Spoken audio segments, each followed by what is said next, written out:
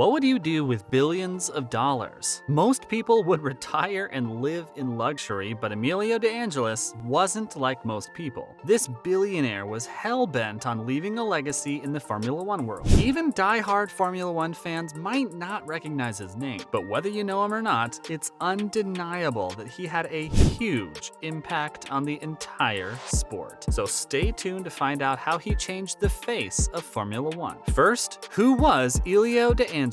Elio De Angelis was an Italian racing driver with a promising future. As the heir to a billion-dollar fortune, De Angelis was trained in piano, tennis, and skiing, but none of that interested him. Instead, he took up his father's interest in racing. At just 14 years old, he was already racing in professional karting competitions, eventually coming runner-up in the World Championships before becoming a world champion and Italian Formula 3 champion. This put him on the fast track to Formula One. There have only been 2 Italian Formula One champions, and De Angelis was committed to becoming the third. His story is similar to Niki Lauda's. De Angelis was born into a wealthy family, but was determined to make it on his own in the dangerous racing world rather than settle for his comfortable life. Coming into the sport, he most respected drivers like Niki Lauda and Keke Rosberg, and it wouldn't be long before he was racing side by side with them. One of his former team managers remembers De Angelis as an educated, sensitive, very intelligent boy, and his racing was so good that he was pursued by Enzo Ferrari to join the Prancing Horses and replace Niki Lauda in 1977. In the end, though, Ferrari decided on Gilles Villeneuve instead. He became known as the Black Prince for his wealthy background,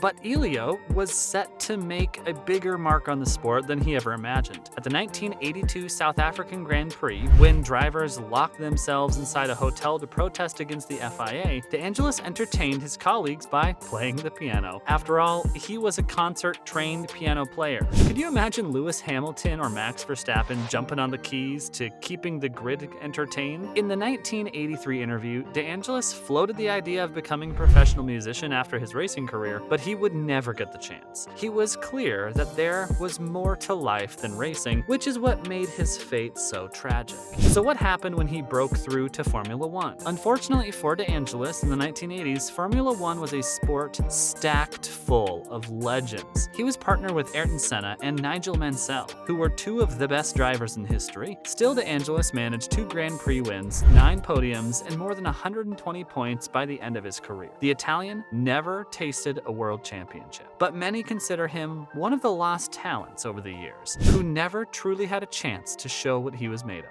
A year after his Formula One debut, he was partnered with world champion Mario Andretti at Lotus, and he was getting better and better as the years went by. His team manager at Lotus described his driving as having a beautiful style and technique, and that De Angelis was a pleasure to work with. And his first Grand Prix win was one to remember. In 1982, he took his opportunity at the Australian Grand Prix at the Oostenrijkring to mark his name into the list of that season's race winners. Among Keke Rosberg, Alain Prost, and Niki Lauda, Brabham and Renault, who were the front runners, had all been taken out of the race, and Elio defended against Rosberg, finishing just 0.05 seconds ahead and securing Lotus's first win in 4 years. That drive alone has earned De Angelis a spot in the list of the top 10 greatest Lotus drivers of all time. 3 years later, at the 1985 San Marino Grand Prix, he once again made the most of his chances when many of his competitors ran out of fuel. De Angelis had just enough in the tank to post his second victory, but ironically, it was fuel that ended his career the following season. Next, how did Elio die? De Angelis was in the process of building his experience and results when his career came to a shocking end in 1986 at the Paul Ricard circuit in France. While testing the Brabham BT55, his rear wing failed. There's no footage of the crash, but from eyewitness accounts, the failure sent his car flipping several times before rolling over the barriers, with De Angelis inside. Fuel was leaking out of the car quickly, but despite the horrific-looking incident, De Angelis was barely injured inside. side. A number of drivers and marshals were already at the scene to help, but De Angelis' car was smoking and no one knew what to do. Soon there was a fire growing somewhere inside the car, and the biggest problem was that De Angelis was trapped. The car was upside down and marshals couldn't manage to flip it back over. When the car was finally turned right side up, it was too late. De Angelis was sitting still in the cockpit motionless. The lack of medical staff on the scene would horrify modern fans of F1. But back then, it was the norm. De Angelis did survive the crash and was taken to hospital via helicopter, but he died the following day. The cause of death was asphyxiation. Even though his burns were relatively minor, he had inhaled too much smoke. His fellow drivers watched on in horror. The most shocking part was that Elio clearly would have survived if the marshals had done a better job. Coming up, how did the Formula One community react to De Angelis' death, and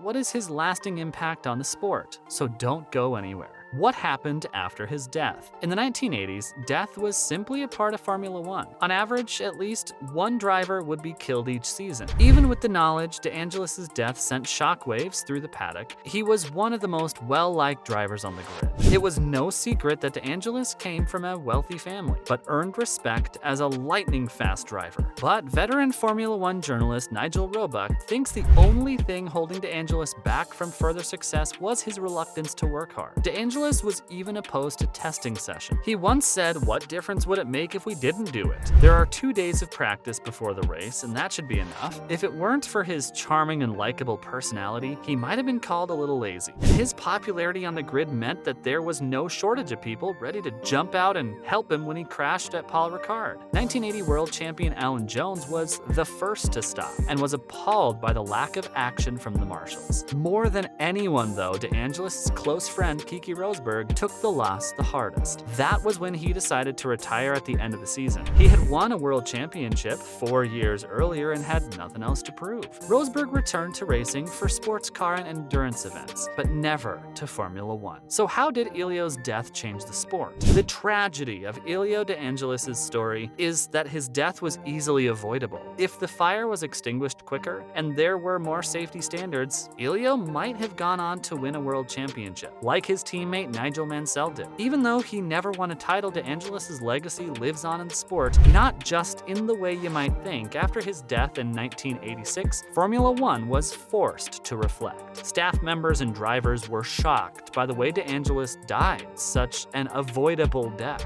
That's why, from then on, there were a number of new safety measures introduced. First of all, a helicopter and firefighters would be on hand at every race, and each section would be fitted with enough equipment to put out a fire quickly. The upgraded safety led to the longest period without deaths up until then. There's no doubt that De Angelis' death was the turning point. The Italian once said, "No matter how much money you have, when you get in the car, you're on your own." But thanks to new safety standards, drivers had a little more support. The next landmark incident was Ayrton Senna and Roland Ratzenberger's deaths in 1994 at the San Marino Grand Prix. The weekend led to another safety revolution in the sport, but it was Elio De Angelis who kicked it off. These days, safety is at the forefront of Formula One. The introduction of the halo protection system in fireproof suits helped to keep drivers safer than ever before. Romain Grosjean's fiery crash at the 2020 Bahrain Grand Prix was a reminder of how quickly things can turn for the worse. But after being trapped inside a flaming cockpit for almost half a minute, the fact that Grosjean survived shows just how far the sport has come. Did you know the name Elio De Angelis before this video? Let us know in the comments below. Thanks for watching, and if you enjoyed it, don't forget to like and subscribe. Catch you again at the next one.